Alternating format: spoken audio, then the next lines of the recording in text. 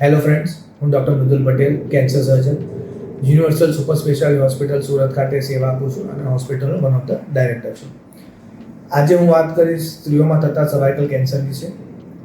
એનામાં આપણે આજે વાત કરીશું કેન્સર શું છે, કેમ એના વિશે આપણે વાત કરીશું, કઈ ઉંમરમાં જોવા મળે છે, એના કારણો શું છે, એ કેન્સરના કારણે સ્ત્રીઓમાં તકલીફ શું જોવા મળે છે અને દર્દીઓ ડૉક્ટર પાસે ક્યારે બતાવવા આવે છે. સર્વાઇકલ કેન્સર, ગર્ભાશયના મુખના ભાગને આપણે સર્વાઇકલ કેન્સર કહીએ છીએ. સ્ત્રીઓમાં જે કેન્સરો થાય છે એમાંથી પહેલા 5માં આ કેન્સર આવે છે. કેન્સરના કારણે વર્ષે થતા મૃત્યુમાં 10%ના કેસીસ આ કેન્સરના કારણે છે અને આ કેન્સર એક પ્રિવેન્ટેબલ છે, જેના માટે આપણા પાસે રસી વેક્સિન અવેલેબલ છે. ઉંમરની આપણે વાત કરીએ તો આ કેન્સર 20 વર્ષથી લઈને 65 થી 70 વર્ષની વયની સ્ત્રીઓમાં જોવા મળે છે. એમાંથી મોટાભાગની સ્ત્રીઓને 35 થી 40 વર્ષમાં કેન્સર થવાની સંભાવના વધારે છે. કેન્સરના કારણો વિશે હવે મુખ્ય કારણ આ કેન્સરમાં એક વાયરસ છે, હ્યુમન પેપિલોમા વાયરસ.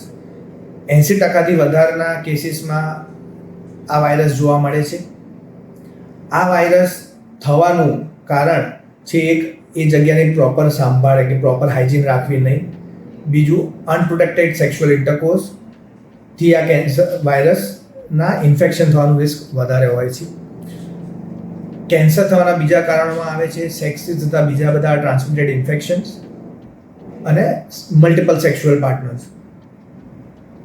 હવે કેન્સરમાં કારણે જે સ્ત્રીઓમાં તકલીફો થાય છે એના વિશે આપણે વાત કરીએ તો અર્લી સ્ટેજીસમાં મોટાભાગે 2 માસિક વચ્ચે અણધાર્યું લોહી પડવું, માસિકની ઉંમર પતી જાય એના પછી માસિકની જગ્યાએથી લોહી પડવું, વધારે પડતું સફેદ પ્રવાહી કારણ વગર માસિકની જગ્યાએથી આવું, કે સેક્સ પછી કારણ વગર દુખાવો થવો.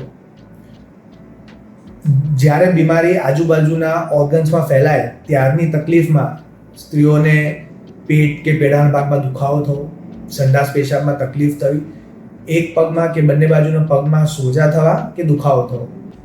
સ્ત્રીઓ ક્યારે ડૉક્ટર્સને બતાવવા આવે છે એના વિશે આપણે વાત કરીએ તો 40 થી 60%ના પેશન્ટો ડૉક્ટર પાસે જ્યારે બતાવવા આવે છે તકલીફ ત્યારે બીમારી ઓલરેડી આજુબાજુના ઓર્ગન્સમાં ફેલાઈ ગઈ હોય છે. 15% કેસીસમાં શરૂઆતના સ્ટેજીસમાં બતાવવા આવે છે, જ્યારે સિર્ફ માસિકની જગ્યાએ લોહી પડે અને ડૉક્ટર બતાવવા આવે તો આપણે વહેલા એને પકડી શકીએ છીએ. અને 15%ના કેસીસમાં જ્યારે પેશન્ટ ડૉક્ટર પાસે આવે છે ત્યારે ઓલરેડી બીમારી આખા શરીરમાં ફેલાઈ ગઈ હોય છે.